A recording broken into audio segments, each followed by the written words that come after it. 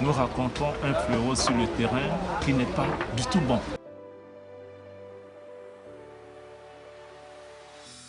Je suis allé en mer lundi. Je suis allé au large de Mbiako, de Yoyo. C'est après quoi, entre la Sanaga et Dibamba. J'ai trouvé 8 bateaux de pêche. Nous, là. Les bateaux sont venus nous agresser. Au point où je n'ai pas pu pêcher, ils ont traversé mon filet dans la nuit.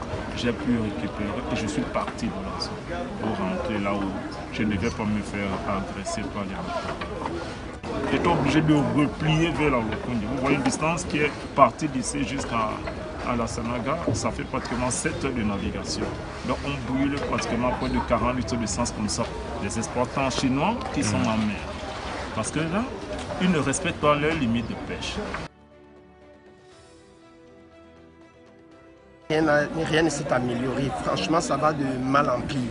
Autrefois, il y avait sur 100 à 300 pirogues qui exercent dans le débarcadère. Il y avait 10 qui pouvaient rentrer avec des problèmes faits par des chalutiers, des pertes de filets. Aujourd'hui, ça va à plus de 100 pirogues. Quand ils trouvent une masse de pêcheurs en train d'exercer leur pêche, ils viennent avec les chalutiers pour pêcher là où nous nous trouvons. Et ils se retrouvent en train de nous couper les filets. Franchement, on ne parvient pas à subvenir à nos besoins. On ne parvient pas à exercer, à franchement faire notre métier normalement à cause des chalutiers chinois qui sont de plus en plus nombreux dans la zone des pêches des petites pirogues. On en a fait part aux autorités que la population souffrait des chalutiers chinois en mer et que cette histoire franchement nous laissait franchement mal à l'aise. Quelqu'un peut s'investir un matériel de plus de 5 millions à la première pêche, le chalutier emporte tout le filet. On ne parvient plus à rejoindre les bouts. Si vous constatez, les pirogues sont là-haut. En haut, pas manque de filets. Les chalutiers chinois nous mettent mal à l'aise en mer. On s'est plaint auprès du ministre, auprès des délégués de la pêche. Rien n'évolue. Déjà, ce qu'on peut dire de la nouvelle loi, c'est qu'elle intègre les différents aspects qu'il n'y avait pas dans la loi 94.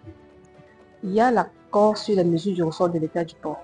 La nouvelle loi intègre les dispositions pertinentes de cet accord. Il y a tout un chapitre dédié au suivi contrôle-surveillance.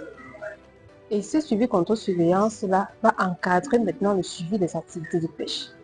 Parce que l'ancienne loi ne donnait pas de dispositifs clairs sur le SIS. Il n'y avait pas de points clairs sur le SIS. Donc nous avons travaillé sur cette loi pour que le suivi des activités de pêche soit plus encadré.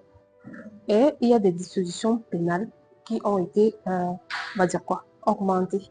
Parce que les sanctions de la précédente loi n'étaient pas assez dissuasives. Les sanctions de la nouvelle loi sont plus élevées. Donc cette loi est un peu plus dure, mais je pense que dans l'ensemble, ça va aider à mieux gérer et réguler le secteur de pêche. Nous sommes en train de vouloir mettre sur pied un cadre de collaboration avec le ministère des Transports. Nous avons rédigé une convention de collaboration qui est partie du ministère, et nous attendons le retour du Premier ministère par rapport à cette convention. Nous avons compris le besoin de cette collaboration entre administrations, parce que c'était l'une des recommandations phares au moment où l'Union européenne a donné le carton jaune. L'une des recommandations était de mettre sur pied cette plateforme-là pour l'immatriculation des navires. Si la loi pose des bases juridiques, il faut que maintenant cela soit implémenté de manière concrète sur le terrain. Donc, maintenant, on va travailler pour que les mesures ou bien les articles inscrits dans la loi et le décret soient implémentés de manière efficace. Et là, on pourrait dire plus tard que si cela a un impact positif sur les pêcheurs qui s'en vont pas.